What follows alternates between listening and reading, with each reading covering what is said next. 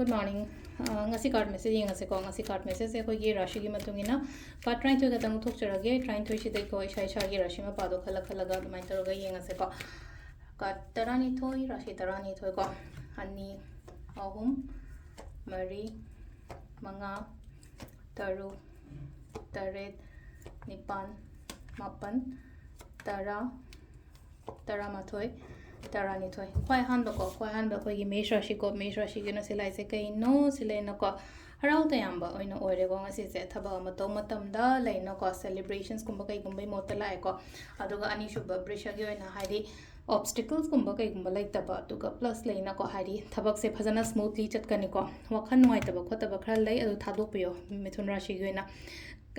kaino ko karkar rashi aina khalliba aina ningiba thabak to tobiba sisina khoigi kaino ko singa gi oina hadi khudong chaba gumba kai gumba khara lakani ko mi gi mating ni khangde mani khangde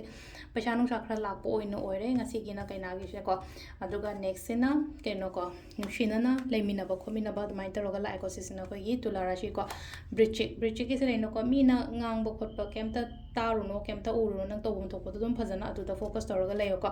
sisina mating gumba la ko do ai gi damakta harsna ko danu rashi gi na hari nupi gumba kai gumba imani khangde icheni khangde ai wife ni khangde ko mai taroga makar gi se yamna hona ga daba matam oin oi ko aina haji hotna ri se yaudri ko khara ga hena hona biu ko sisina ko gi kumbarashi yoina se lei se ko mi pun ba yai ngasi gi nami se mi pun ba harau ta yamba khotpa dumai taro ko last ki keno ko last ki minna sina silei se give up tau daba thaba ma tau matam da leino ko mamai li tho chat ke na so khan gano ai hona ba ngam maroi da haina so dumai so khan bi gano ko adu sisina akoi gi keno gi oina lere ko Rashi ki matungina tarot card reading ma'am. Thank you.